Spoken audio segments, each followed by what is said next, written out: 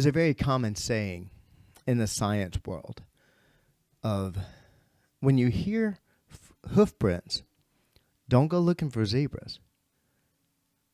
Now, that's being said in the science field, said a lot in the medical field. And what it means is don't look for the most complex answer first. Look for the simplest answer. Because so many times in our field, we do that. We look for that complicated answer instead of looking for what it usually is, which is the simple answer. That is no more prevalent anywhere else than we look at the complications associated with hydration. Today we're continuing our series on is it age or is it hydration today on the Personalized Fitness Podcast. Good day and welcome to the Personalized Fitness Podcast. My name is Garrett Williamson, host of the Personalized Fitness Podcast and president of Personalized Fitness. Thank you so much for joining me today on dispelling the myths of health, fitness, and wellness and continuing our series, which I think will go on forever, on is it age or today, is it hydration? Now, if you have any questions about this podcast or any other, or if you have any question about dispelling the myths of health, fitness, and wellness, please contact us at area code 251-278-3343. That's 251-278-EDGE. You can also reach me at Garrett, Garrett, at personalizedfitness.com. That's also our website and our Facebook page. Hit me up on Twitter at TeamPE if you're so inclined. If you're a fan of the podcast, you know this is one of my favorite topics.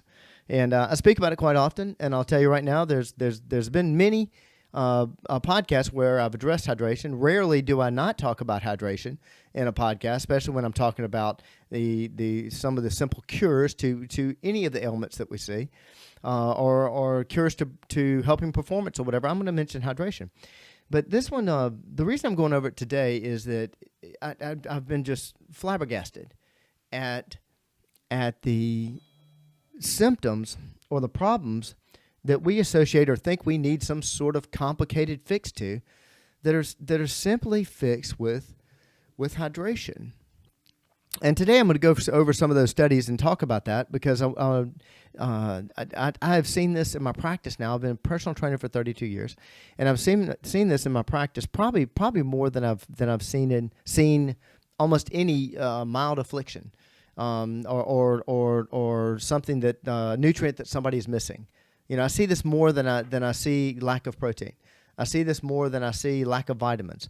I see this. It is something I talk about in every single consult. I don't think there's a single one that the person that comes through that does a consult with me that we don't cover hydration. And why? Well, first thing, I want to set the tone that we're looking for the easy fixes. Why get complicated? Just to get complicated. That's why I started the podcast, Dispelling the Myths of Health, Fitness, and Wellness. Usually those answers aren't that complicated, but there's a lot of money in making those answers complicated, so therefore that's why everybody's confused.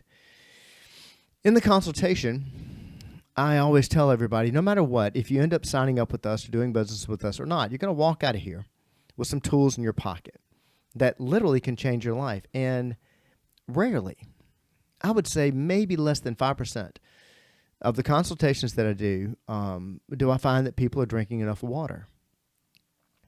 And that, as you'll see today, is associated with so many problems.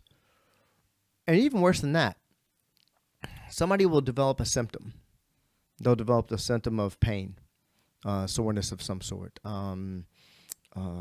memory loss, energy level, performance, decreased performance.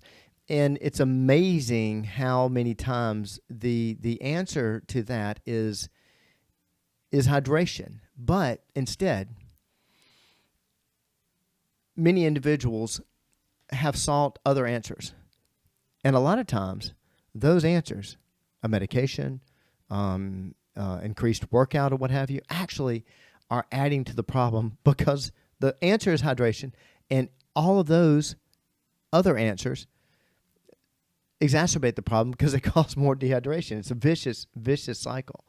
Today I'm going to get into, and I'm going to show you actually some studies that have been done on this, and I could bore you to tears with the amount of research that we have on this. This simple answer of hydration. And I'm going to actually talk about a particular physician I've spoken about before who I think has done the definitive work in this field. Your body is made up mostly of water. We deal a lot with muscle here. Obviously, we talk a lot about increasing strength, adding muscle. Many people, most people, they come to us for something about definitely dealing with their body composition. 72% of our clients come to us for weight loss and general fitness, but they're all somewhere directed or centered around muscle. And 80% of your muscle is water. 30% of the water that you use, that you drink, is used by your brain. There's digestive functions. There's pretty much, your skin. Every body part thrives because of water. Your blood flow, increased blood pressure due to dehydration. I could sit here and list all the different body parts and tell you how they're affected. So it's extremely important. But the reason for this podcast today is I am always bowled over by the amount of afflictions that we associate with time passing on a calendar that can be cured by simple hydration. There's a direct cause and effect. We can actually show you where a lifespan of being dehydrated, slightly dehydrated, is actually causing these problems. And we associate them with time passing on a calendar because, everybody has them. And they have them past a certain time on the calendar, so it must be associated with time on the calendar, and it's not.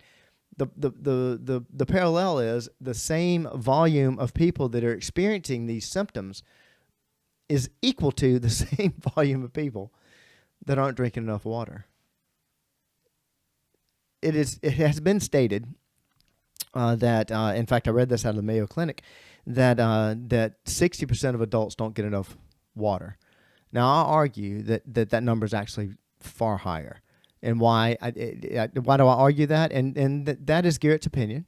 But why do I argue that? Well, the vast majority. I said that only somewhere in the neighborhood of 5% of the consults that I see, and I see 4 or 5 consults a week, are drinking enough water.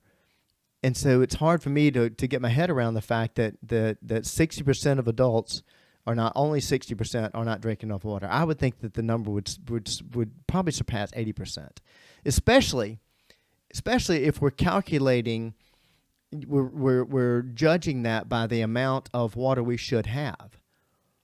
Now, you've heard me say this many times. How much water should we have? That's an easy answer.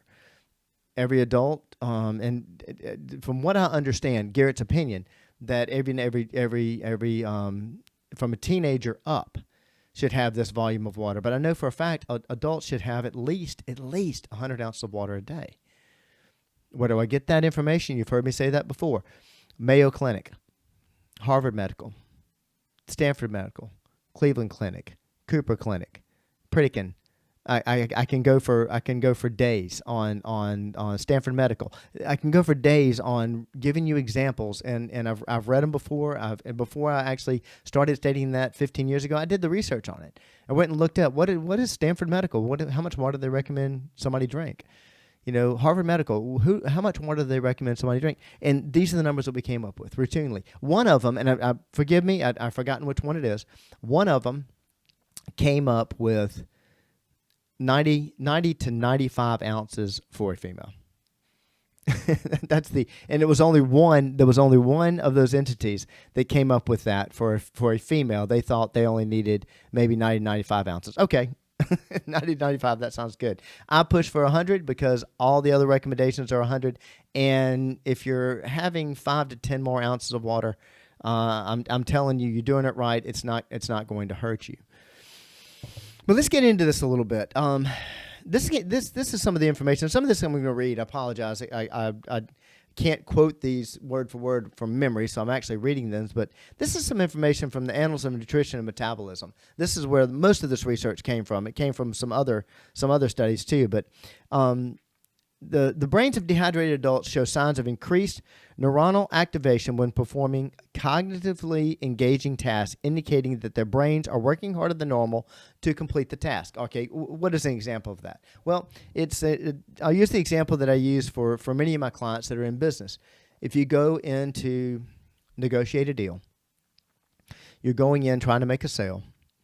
You're going into an intensive strategic planning meeting, somewhere where you can really have to use your brain. In many cases, like when you're doing sales, you got to be quick. You got to come up with those fast answers. Well, you want your brain performing at its best. You want it performing at an incredible high function. And so that's what they're talking about. The engaging task indicating that their brains are working harder than normal to complete the task. That's what they're talking about.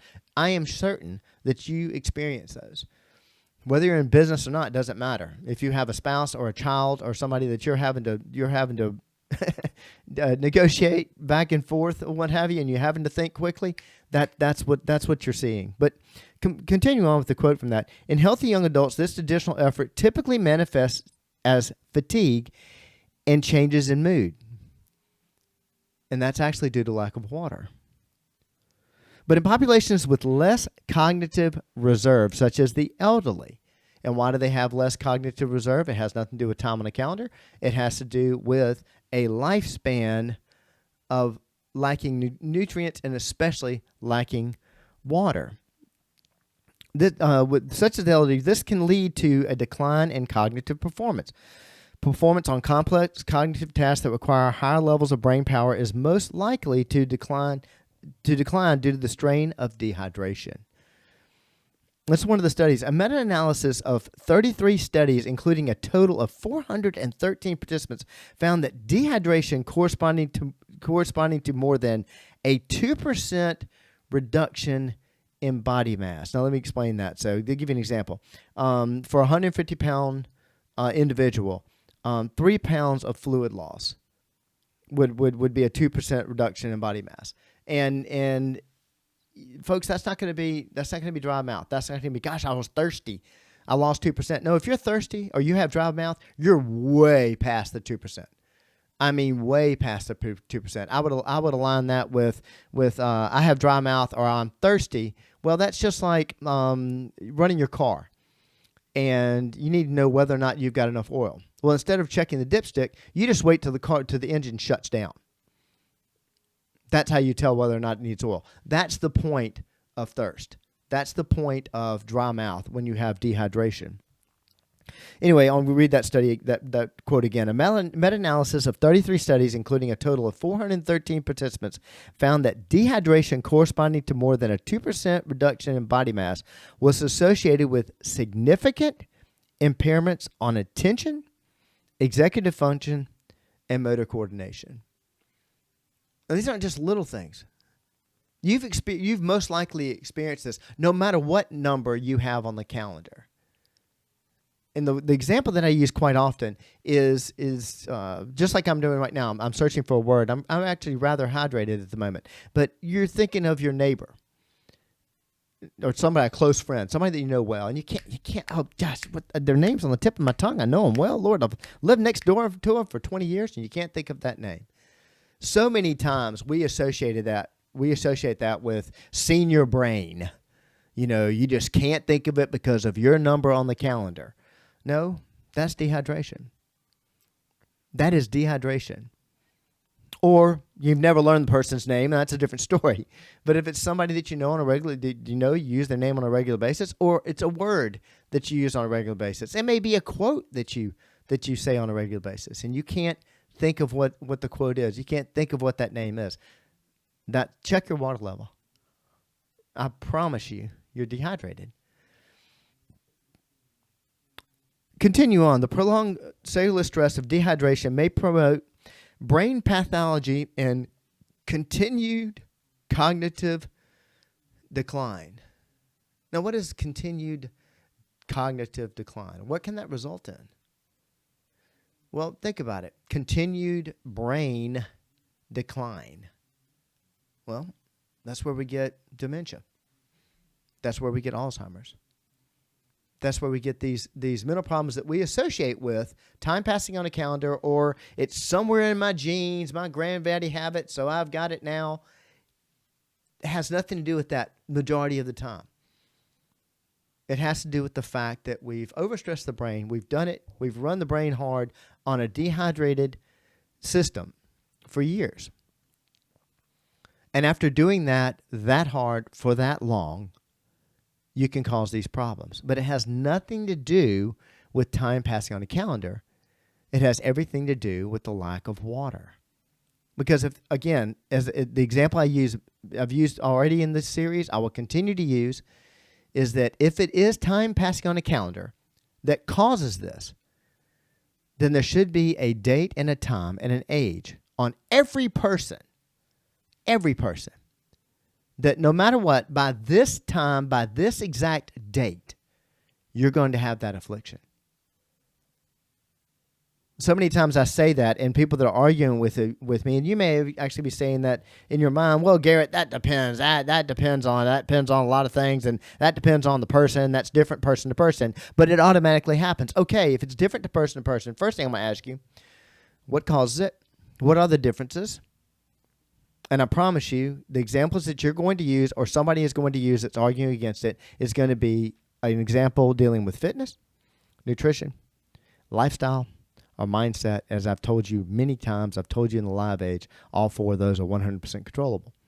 But even then, even if it is different from person to person, but time is the reason, well, if time's the reason, at some point, everybody should have it. If time causes it, at some point, everybody will have this affliction, and that is not true. The same people that argue that time causes this will not agree that by this date, whatever date they make up, everybody will have that affliction, because they know it's not true.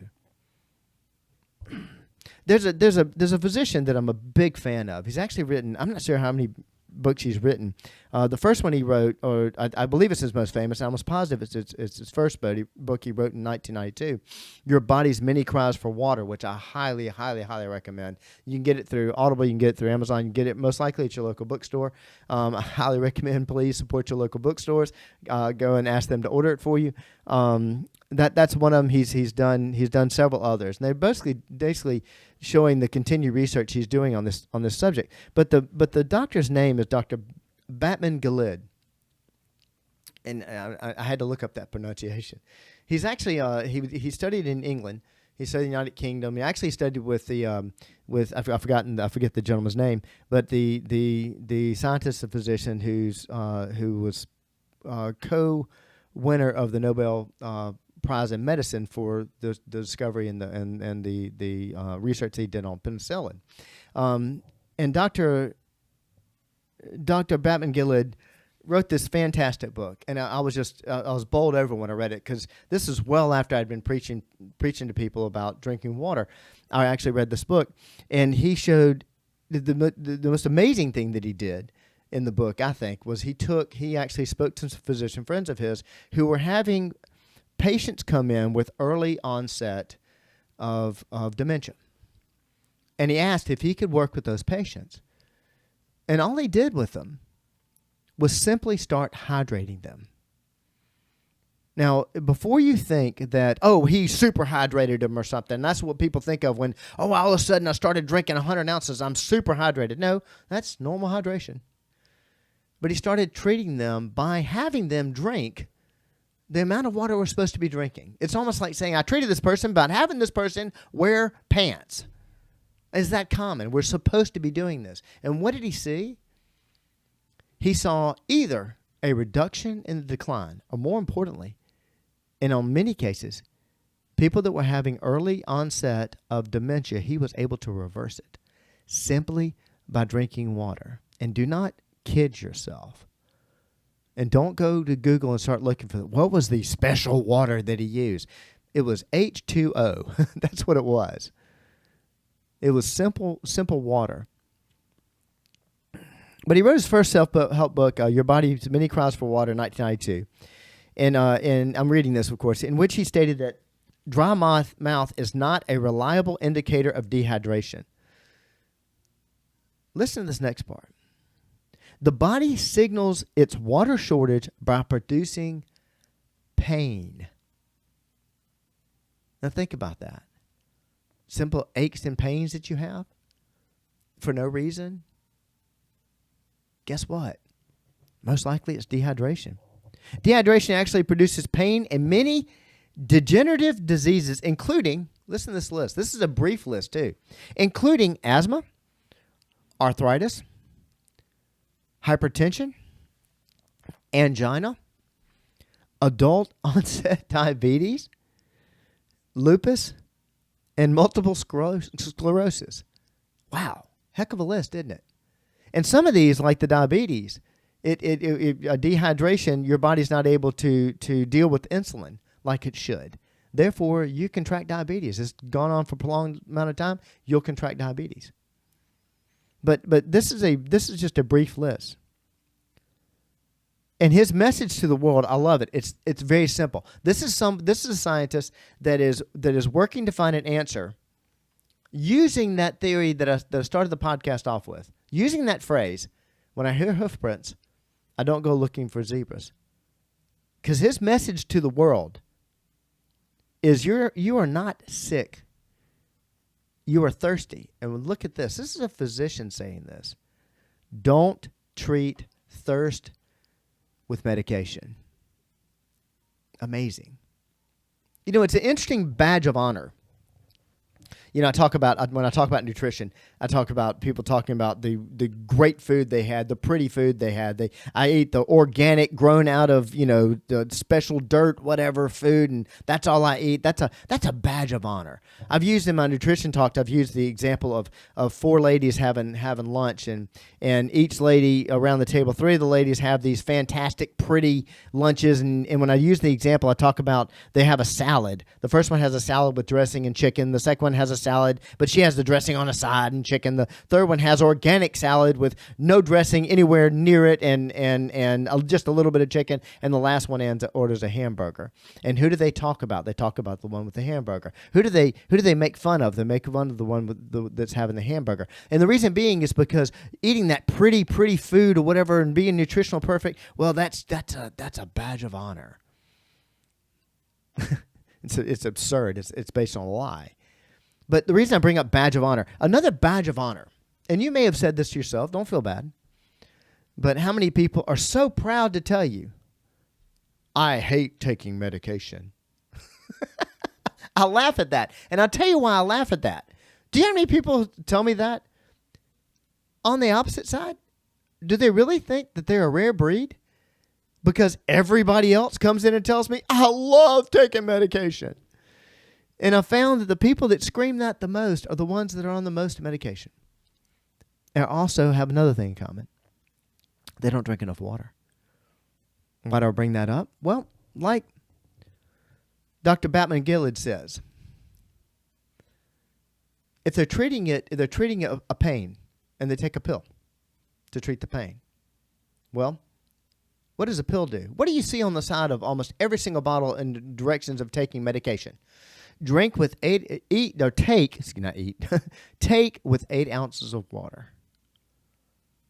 Now, I have so many people that say, oh, yeah, I drink just a little bit. I just need enough to swallow the pill. Or some people swallow it with no water whatsoever. That's what they're talking about. No, they're talking about the fact that you're taking a water-soluble medicine. And it needs water. It's going to leach water when you take that medication, even in your body. It is going to leach water out of your system in order to process that medication. So go back to the example that I just used. You're having a little bit of pain, so you take some medication. Well, if your pain is related to dehydration, like Dr. B says, the body signals its water shortage by producing pain. So you're treating the pain with the medication that's water soluble. The pain is being caused because of dehydration. You just gave yourself something that's going to dehydrate you even more. And so what ends up happening? Now, much of this is my opinion. I'm looking for a study, and I bet there's one out there, but I haven't found it yet, and mainly because I haven't had enough time to research it. But I bet you money you're going to find a direct correlation between somebody taking a medication and then continuing adding different medications, more medications. I'm taking 15 pills a day, and they're taking more and more medication. The reason that is being caused is because you started with dehydration, and now you're exacerbating it with every single pill you take. And so every pill produces a reason for another pill, because every pill dehydrates your body, which actually causes you to decline. It can, like I said a minute ago, it can cause diabetes, lupus, multiple sclerosis, definitely dementia, and increased pain, which is what you most likely took the medication for in the first place. Some potential complications of dehydration associated with aging, okay? Associated with time passing on the calendar. Too many times people say, oh, no, that's because time passing on the calendar. And by the way, before I get into this, I'm going to give you some like I say, potential complications of dehydration associated with aging. Before I get into this, let me tell you the ridiculous argument of, well, my daddy had it, so I have it. You know, it's in my genes. Dementia's in my genes. This is in my genes. Well, let me ask you something. Was your daddy hydrated?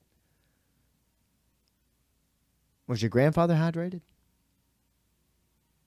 I had a client one time tell me, and I'm going to get to that list in just a second, but just a great example. And he was serious about this. And he was a very bright individual, very successful business. Somebody I thought highly of, and at one point in time was responsible for 30% through referrals, was responsible for 30% of my clientele. I'm not beating this individual up. By the way, he's passed on, and I miss him to this day. So I'm not beating him up when I say this, but this is how ridiculous this thought process can get. But in using the gene argument, he literally told me that the reason he was fat, the reason he had a gut, was because his father had his fat right there too. He literally believed that. So these problems aren't so much genetic as they are, I have the same lifestyle those people have. But giving the examples of complications of dehydration associated with aging. Cognitive decline. I've already beat that up. Dehydration can impair cognitive function, leading to difficulties in memory, concentration, overall mental performance. Increased fall risk. Dehydration can cause dizziness. Why? Or lightheadedness. Why? 30% of the water you drink is used by your brain. You're going to slow all your functions in your brain. Therefore, that wonderful cerebellum that controls your balance is not going to operate as well.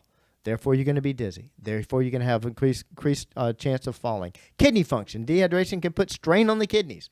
Kidneys operate and thrive off of water. The gasoline for kidneys is water. This potentially leads to kidney stones and other kidney-related issues. Digestive problems. Dehydration can affect digestion. Again, something else that runs on water. This leads to constipation. Number one cure for constipation? True, not Garrett's opinion. Number one cure for constipation is adding water. Skin issues. This is one I love using this example because, and I've used this on other podcasts before, but think about it, especially you ladies. Every single product you buy for your body, mostly for your skin, but definitely for your body, past a certain age, has a certain word in it when they're trying to sell it to you. Or one of two words: moisturizing or hydrating. The magical moisturizing and hydrating, because time passes on the calendar and now you need this moisturizing and hydrating. Nope, needed it all your life, and the best way to put it on is not to rub it on your skin, is to drink it. I've gone way past my time today because I could speak on this topic all day long, and let me push this a step further. Though I would love to have every person in the world be a client of ours, and I've said many times I'm a Christian first and I'm a capitalist second, I am sitting here going way past the usual time that I do in a podcast, belaboring this point on something that I don't even sell. In fact, we give it away.